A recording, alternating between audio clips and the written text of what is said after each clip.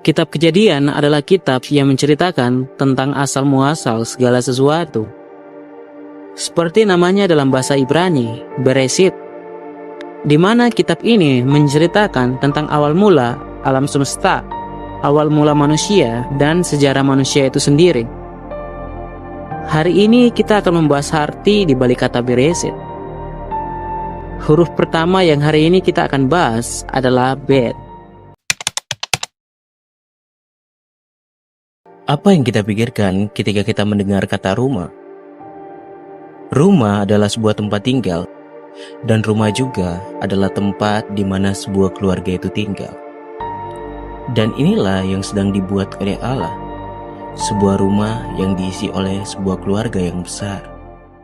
Allah menciptakan langit dan juga bumi untuk diisi oleh kita para ciptaannya, baik ciptaan yang terlihat maupun ciptaan yang tak terlihat.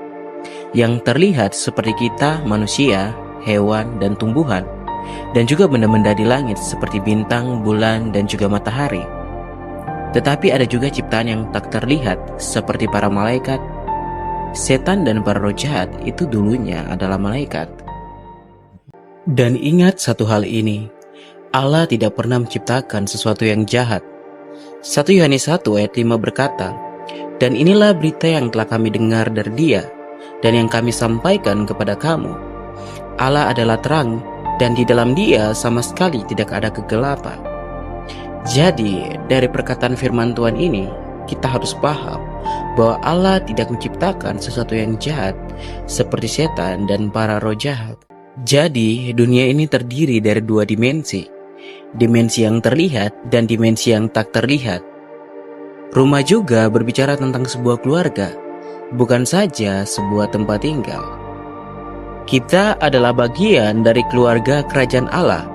Kita yang percaya kepada Allah dan juga Kristus Yesus anaknya yang tunggal. Yohanes 1 ayat 12, "Tetapi semua orang yang menerimanya diberinya kuasa supaya menjadi anak-anak Allah, yaitu mereka yang percaya dalam namanya." Kita disebut anak oleh Allah. Kenapa kita disebut anak?